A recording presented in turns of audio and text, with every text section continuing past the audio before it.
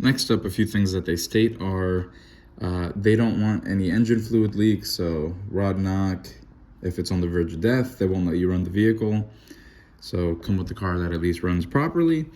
Coolant overflow tank is mandatory. Oil catch can is mandatory. So if your car is stock, like this one, this is a stock Genesis 2.0, you don't have to worry about any of that. It's people that have modified engines, engine swaps, or, you know, things changed on the actual engine.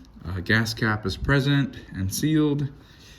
If your car is turbocharged and the turbo is on the same side as your brake booster, you have to put a heat shield in between. So let me give you an example. Okay, play pretend with me for a second, but for example, my turbocharger is on this side right here. So my brake booster is over here. So if the turbocharger was on this side, you would have to have some piece of metal, something here, covering it from the turbocharger and the brake booster. That way that there's no excessive heat causing the brake booster to fail or catch on fire if that ever happens.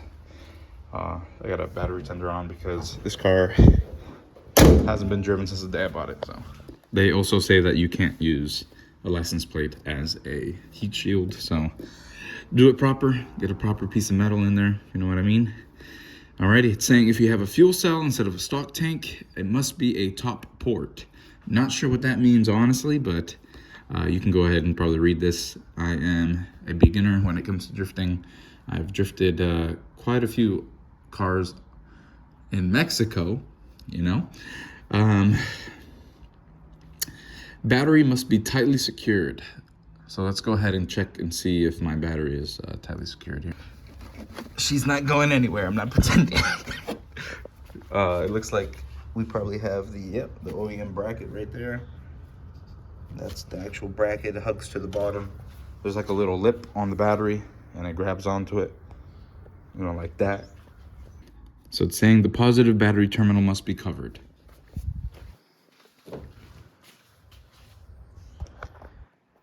I guess I'm gonna have to do something about that. Not sure what I'm gonna cover it with. I guess some piece of plastic. Not sure, but I guess we'll try to figure that out today. Brakes must work and have adequate pedal pressure, and all lug nuts and studs must be there. So what that means is the nuts must be on and the studs must be inside of them as well. Or, you know. No excessive steering wheel suspension play. It's recommended that you have an LSD. This Hyundai Genesis R-Spec has an LSD from factory. I tested it out, of course. It's saying to have a functioning handbrake is highly recommended. I do have a functioning handbrake right there. And then it's saying for seats, harness, interior, all loose items must be removed from car. If it's not bolted down, it needs to be removed before driving. My seats are securely mounted. I've taken them on and off to clean. And it's saying if a harness bar is installed, that is a bar that goes from typically right about this side here to that height, all the way to the other side. It's a bar that you install so you can run harnessed seats, or harnessed seat belts, or harnesses, I want to say they're called. Again, I'm not too sure about all this stuff, but just reading it. So it's saying lap and shoulder belt must be used. Seat belt / harnesses must be used at all times. I feel like that's a given, of course, but nowadays, you know. Due to the design, we prefer belts with stock belts, and aftermarket harnesses with aftermarket seats. Alrighty, so again, I'm having a stock car here, should be fine. Windshield must not have any cracks interfering with the driver's view. They also say that if your windshield crack touches in 2 points, so for example, if I have a crack here and it goes all the way up, that counts as a fail. But if it has a crack that goes up to a certain point and meets one edge, you are okay to run it.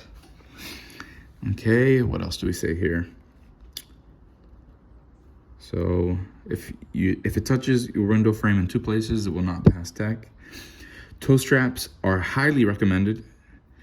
Factory tow hooks are accepted, but tow straps will be much safer for towing your car. It's not our fault, whatever, saying that something happens to it, of course. I really don't care on this car specifically because it has a little bit of damage there. The bumper is not securely attached on this side, you know, which I'll probably try to pretty it up before we leave. But yeah, I bought this car to try drifting, and whatever happens, happens, you know? And then the rest of this stuff is all roll cages must be thoroughly inspected. All convertibles must have a 4-point roll bar. Minimum 6-point roll cage with harness and door bars is required for tandeming in the oval. I don't plan to be on the oval track either. And then it says roll cage must have an X or double horizontal bars. Again, this stuff specifically, I have no idea. And it also mentions bolt-in cages must be double plated at all chassis mounting points. Again, I guess if I really decide to go serious, I might do all that stuff to have it inspect, to have some fun with some other people, like other drivers together. But that's not here for the moment.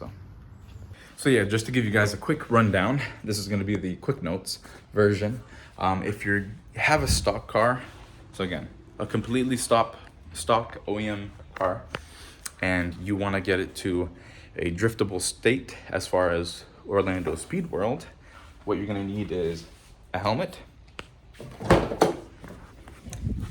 a fire extinguisher with a quick release mount, accessible to the driver within arm's reach. That's a key there. You're going to need a tow hook on the vehicle. And then you're also going to make sure that your battery is strapped down, not loose, okay?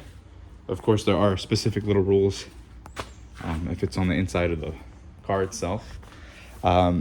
Everything has to be functioning on the vehicle as far as brakes, hand brake, and also remember the wheel studs have to be all accounted for, and the nuts have to be accounted for. And your seat belts, of course, have to be working. So if it's a stock seat like we have here, stock seat belts is fine. Lights for nighttime driving are also important. And yeah, that's pretty much it. You should be good to go. Of course, I'll have the link there for you guys to take a look at the rule book. But every event has different rules and different standards. So that's pretty much it, guys. So enjoy, be safe out there, and watch out for Project Mofongo, you know? Peace.